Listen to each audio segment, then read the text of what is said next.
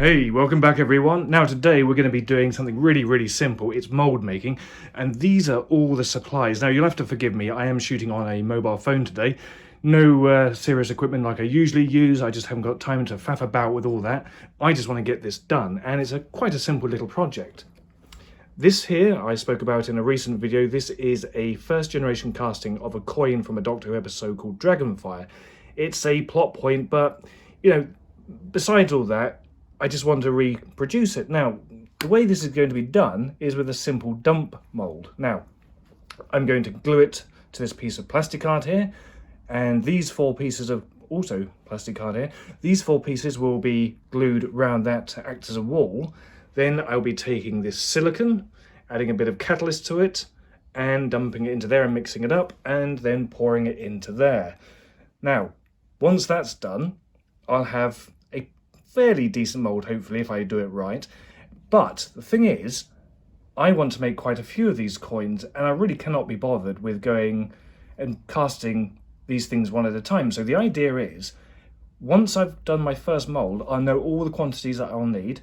Then what I'll do is make several more moulds, and then I'll have, say, 3, 4, 5, maybe even 6 of them, and I can mass produce them all in one go. Just pour.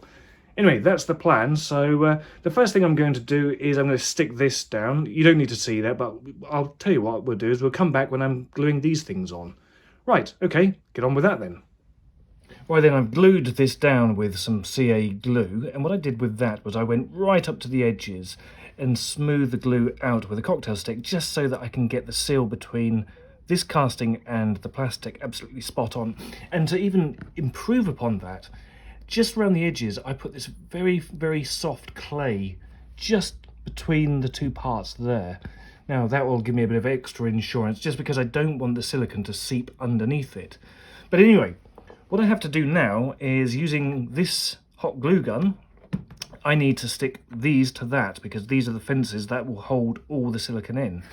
Okay, that pencil line is going to tell me where I'm going to stick this, and once I've got one on, I can then just follow all the way around. So, hot glue and burny fingers. So let's get this on there, line it up, and move that out of the way, and hot glue. I can see already that I've run out of glue.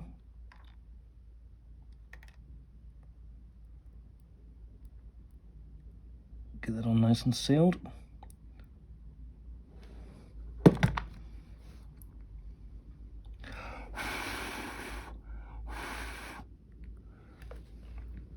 Doesn't have to be 100% perfect, but it does have to be 100% sealed. So there you go, liberal amount of hot glue up there, and I'm going to go all the way around. Now the keen-eyed amongst you will notice I've actually glued this to the table, but I'm not overly bothered, because I can just use a bit of I can use a bit of IPA alcohol to undo that, or in this case I can just snap the damn thing off. It's still hot. Oh, ow, that's hot. Right, now I need to seal up that edge there. This isn't the cleanest of glue jobs, but it doesn't really matter.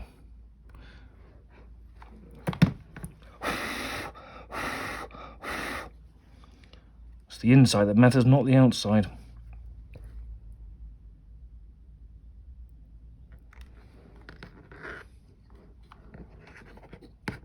And I've just put my fingers right in and burnt myself. Every time.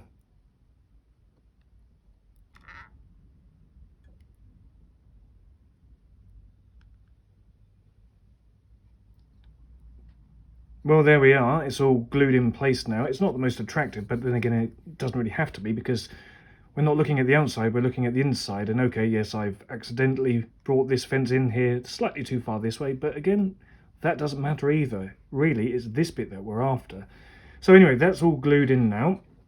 So what I have to do now is take some of this. This is, well, it's basically a spray wax, and I need to spray it onto here to help release the silicone. I mean, silicone does self-release anyway, unless it's sticking to silicone, which it will never release.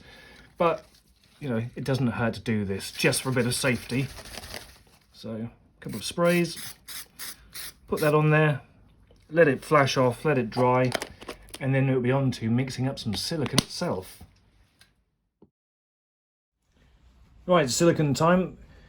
My scales are a bit all over the place, but according to what I think is in there, it's about 100 grams, so I need 3% of catalyst. So I'm just going to put that in and then mix it up. So yeah, my silicone looks a bit dodgy, but we'll try it out anyway. No, it's just gone down to 99. Right, we made up your mind, we're on 100 grams, are we? So we need 103. Come on, register. Come on, you've got to be... Right, that's 1, 2...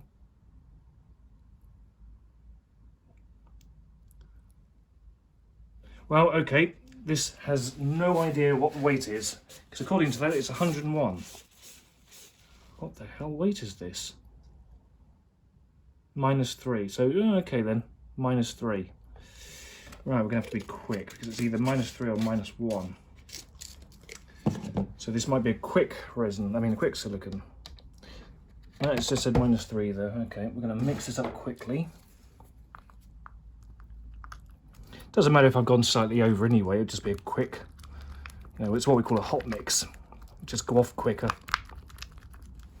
Now, I don't have a degasser, so no amount of me trying to be careful will stop air getting mixed up into this.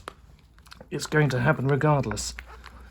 So we'll just have to do a little bit of a workaround. I've showed you this before, right in, I think it's my second ever video. Possibly put a card up if I remember. Doubt I will. But yeah, I'll show you what I'm going to do to get around that. Just quickly dump this into a second pot, just to aid with the mixing. Because what I don't want is unmixed silicone getting into this. It's a messy business. I should be wearing gloves and I'm not. That's something else I've forgotten. Right, I want to leave a bit of silicone in my cup here, just to see when it goes off. Okie dokie. So, just mixing that thoroughly. Like I said, I am introducing air, and ordinarily you'd use a vacuum degasser which pulls all the air out. But right now I don't own one of those because I can't afford it, and I can't afford a pressure caster either, which crushes the bubbles. So what I'm about to do is something that tries to circumvent bubbles, and it involves a brush. Right, bring this over. Now, I'm going to take an old brush. See, you can see all the bubbles in there, they're slowly starting to come out, but what I'm going to do is take a brush, it's an old one, and just paint a little bit of the silicone onto it. Hopefully this will capture all the detail and it won't have any bubbles in it. So I can just brush them out, you see. So that's going on quite well.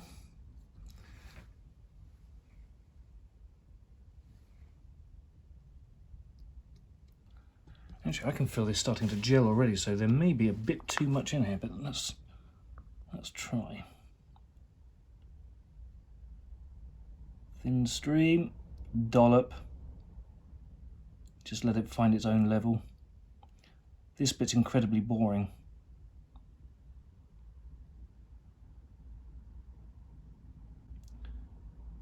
Pouring in a thin stream supposedly breaks all the bubbles. I mean, it does.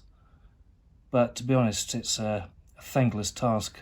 Bubbles can still appear. Now, I've laser eyeballed the amount that I need of silicone here. Hopefully I've got it sort of right. If not, we'll just pour up some more. Just for now. What I may do is a cardinal sin, but let's get it on there. I know there's some... I saw a bubble just there. So if I attack it a little bit...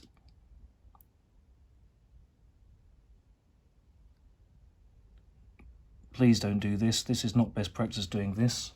It's just I happen to see one right on the surface there, but we'll see how well this turns out. I'm not seeing any leaks at the moment, so that's good.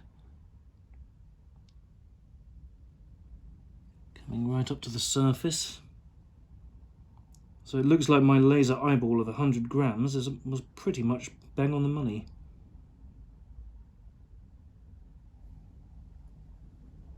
There we go. Right, now it's the worrying bit where we wait for this to do its thing. Actually, I might just see if I can pop a couple of bubbles. Boop. I mean, to be honest, it's not really worth doing it here because this is the back of the mould. No one will ever see it. But yeah, you can do that. The bubbles will continue to rise for quite a while until this thing gels. Now I have done a slightly hot mix, not over hot, so it'll just go off a bit quicker. But these bubbles will continue to rise until it gels. So there's not much more I can do for now. So I think I will just leave it alone, he says, continuing to poke and prod. I shall leave it alone and come back to it in an hour or so. Right, okay. Exciting.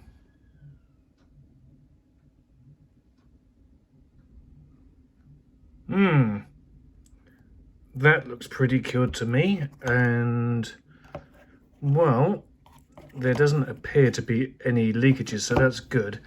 But given the fact it's quite dark now and late, I might as well just leave this till tomorrow and ask about on Twitter.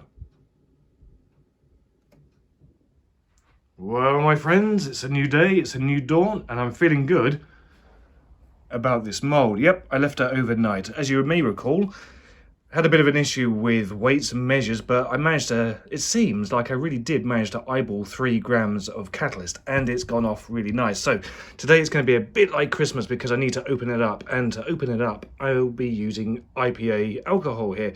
The reason being is that releases the hot glue here, so I'm going to do that now. So just take this brush, I'm going to dip it into the alcohol here and then just liberally apply it all around the hot glue. And the reason why I'm doing that is because I want to be able to reuse these plastic parts to make more moulds. I'm not going to do it on camera, and in fact I'll do it a bit later on. But the alcohol essentially wicks underneath the hot glue and releases it. It means I get a really clean set of mould pieces afterwards, which means, as I just said, I can reuse it over and over again. Anyway, let's stop talking and stop dilly-dallying and let's just get on with it. So I'm going to slash a liberal amount of this stuff all over it. I don't really care where it goes, I just want it to do its job and release everything. So it's going to go everywhere. But if I can just get it to do its magic, that would be brilliant. It is a bit of a messy job, but as always, it doesn't really matter because it's the actual mould itself that's the important bit.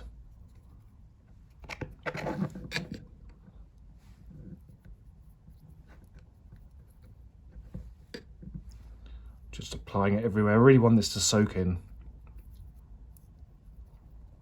And don't worry, the alcohol is absolutely fine with the silicone mould. And even if it is wet and all over the place, it'll just evaporate off because it is alcohol.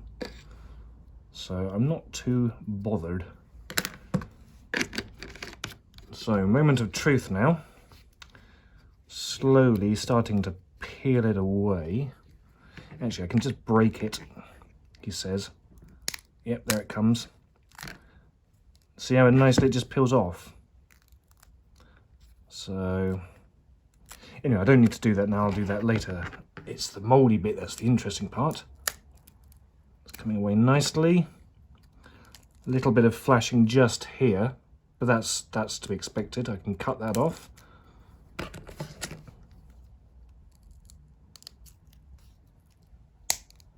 Come on, off we come. See, it's sort of just, okay, yeah, it's coming off. Right, I'm going to actually open up the mould now. There's the moment of truth. Actually, let me just dab some of this off. Oh, like I said, I'll clean the plasticky bits up later, because I really want to look inside this mould first. he says, picking away at the plastic. Now you can see the hot glue is just sort of coming away. So anyway, here we go. Moment of truth. Carefully. Well, there's that. Now, how does the mould look? Oh gosh, let's have a look. Perfect, look at that. Absolutely perfect. That is a very, very nice mould. There's absolutely no air bubbles in there whatsoever. That is a relief, but of course it went right. I made it. Yeah, wonder if I should pour some resin in just to run a test. So we're back inside the house now. That there is my original tooling master that came from the original mould. That is the mould that I made essentially yesterday. And that there is the very first casting that I've done. It's a test cast, and I have to say I'm very, very happy with it. Not a bubble in sight. Absolutely pristine. Perfect. I'm happy. As always, it's been a real pleasure having you here with me today, so thanks for joining me. And I hope you enjoyed this. This is a video on creating the world's most easy mould. There's your master, you pour a mould and then you take a cast. What could be simpler? Anyway, hope you enjoyed it, hope you found it a bit useful. And until next time, as always, take care of yourself, stay safe, and I'll see you in the next video. Thanks for watching.